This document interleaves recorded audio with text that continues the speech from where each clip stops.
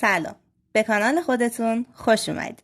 امروز میخوایم سوال المپیاد ریاضی کشور کانادا رو با هم دیگه حل کنیم. قبل از شروع ممنون میشم لایک کنید، ساب کنید و اون زنگوله پایین رو هم بزنید. بزن بریم.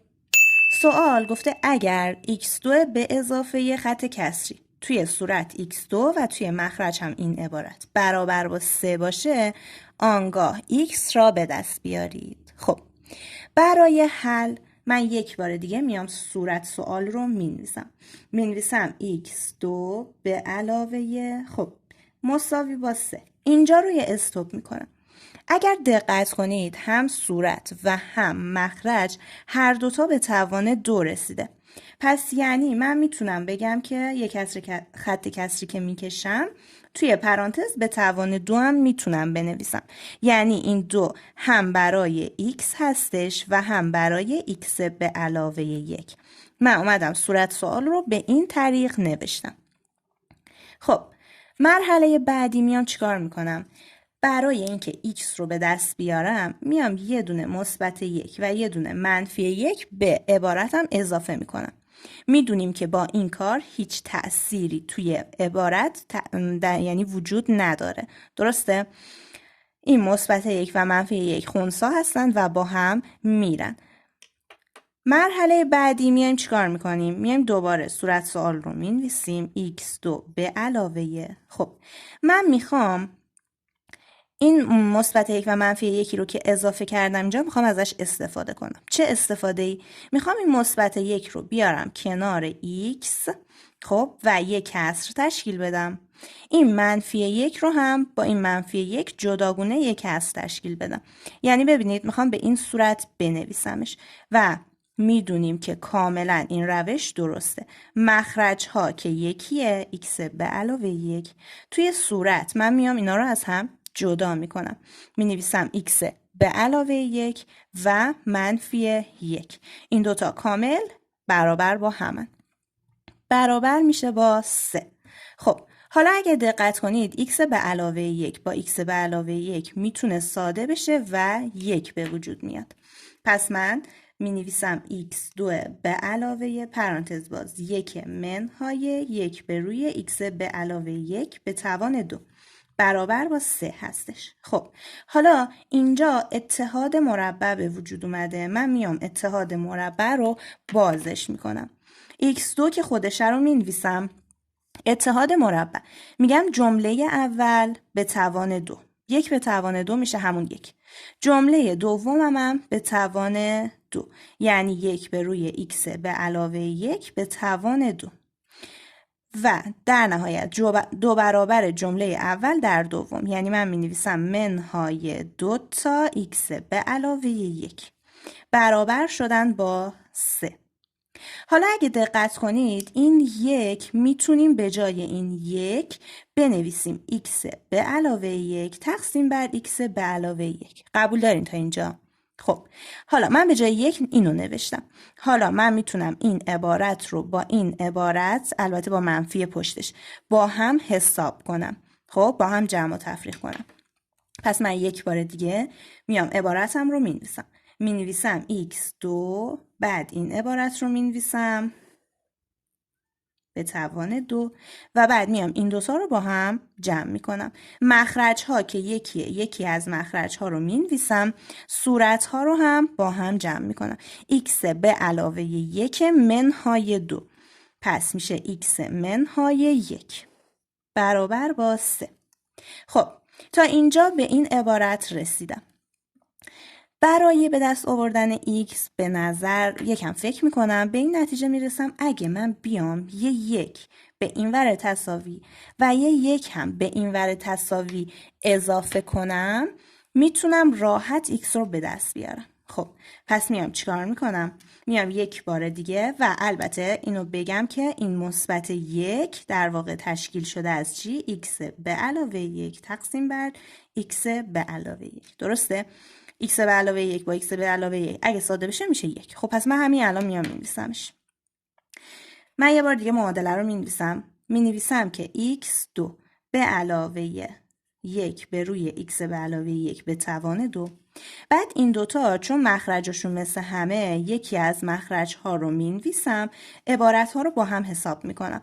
ببینید این منفی 1 با این مثبت 1 که با هم خط میخورن، x به علاوه x هم میشه 2x. پس من به این صورت اینو به دست آوردم. برابر است با 3 به اضافه 1 هم میشه 4. خب حالا اگر دقت کنید من یه عبارتی دارم که برابر با 4 شده. اگه بیشتر دقت کنیم متوجه میشیم که این عبارت تشکیل شده از اتحاد مربع. یعنی من اگه بیام این سه تا مورد رو در واقع تجزیه کنم، اتحاد مربع به وجود میاد، خب که برابر با عدد 4.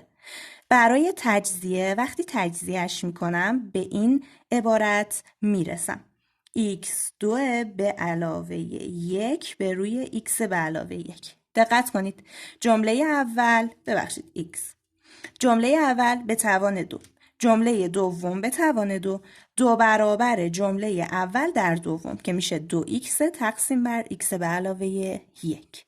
خب پس من تا اینجا این عبارت رو به دست آوردم. خب مرحله بعدی باید چیکار کنم؟ برای اینکه x رو به دست بیارم باید توان 2 رو از بین ببرم. پس برای از بین بردن توان 2 من میام عبارت همو میبرم زیر رادیکال. در نهایت دارم x به علاوه 1 به روی x به علاوه 1 برابر است با مثبت و منفی 2. خب پس می نویسم x معادله اول x به علاوه 1 به روی x به علاوه 1 برابر با مثبت 2 و معادله دومم دارم x به علاوه 1 به روی x به علاوه 1 مساویه با منفی 2. تا اینجا قبول؟ خب برای اینکه x رو به دست بیارم توی معادله اول میام کل عبارت رو در یه x به علاوه 1 ضرب میکنم. خب پس میایم این کار رو انجام میدیم. وقتی که این در این ضرب میشه x در x به علاوه 1 به اضافه این که در x به علاوه 1 ضرب بشه داریم 1 و مساوی است با 2 در x به علاوه 1. خب ما میایم تموم متغیرها رو میبریم یه ور تساوی و اون طرف تساوی 0 میذاریم. پس من میام چیکار میکنم؟ این x رو در این پرانتز ضرب میکنم، این 2 رو هم در این پرانتز ضرب میکنم. متغیرهایی که به دست میاد همه رو برمیدارم میبرم یه طرف تساوی و در نهایت دارم x2 منهای x منهای 1 برابر با 0. الان معادله درجه 2 دارم. برای حل معادله درجه 2 از روش دلتا استفاده میکنم. اول دلتا رو که فرمولش هست b به توان 2 منهای 4 آسی به دست میارم. وقتی که به دست میارم دلتای من مثبت میشه. چون دلتا مثبت شده یعنی من 2 تا جواب حقیقی دارم.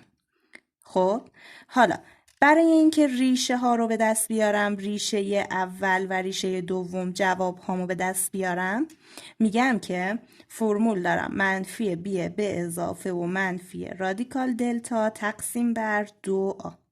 با استفاده از این فرمولا و جایگذاری در نهایت x من به دست میاد 1 به اضافه و منفی رادیکال 5 تقسیم بر 2.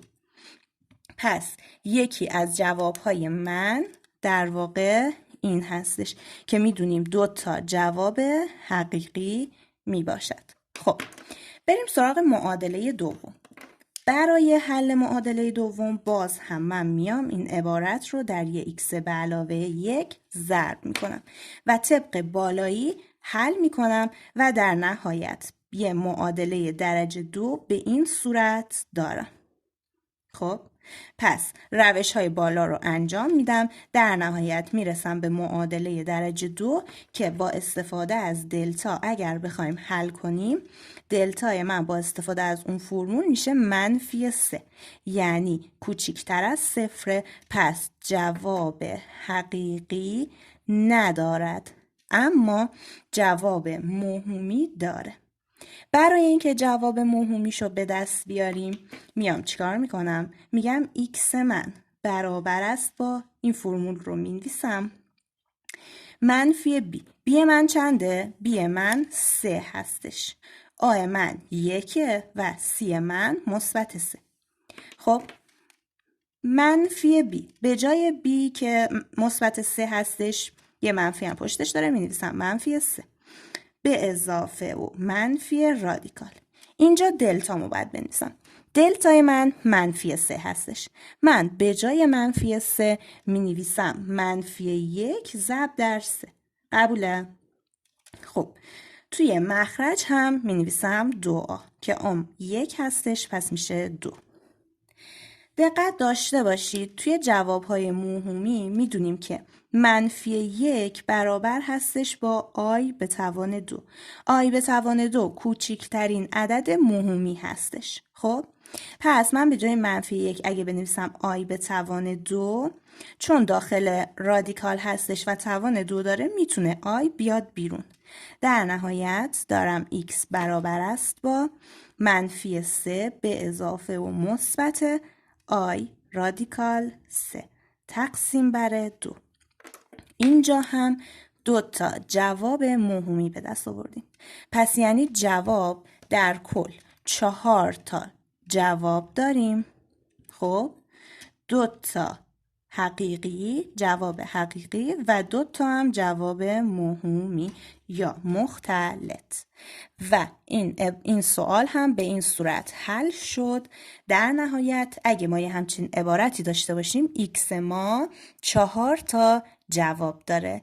اینم از سوال المپیاد ریاضی کشور کانادا که به راحتی حل شد.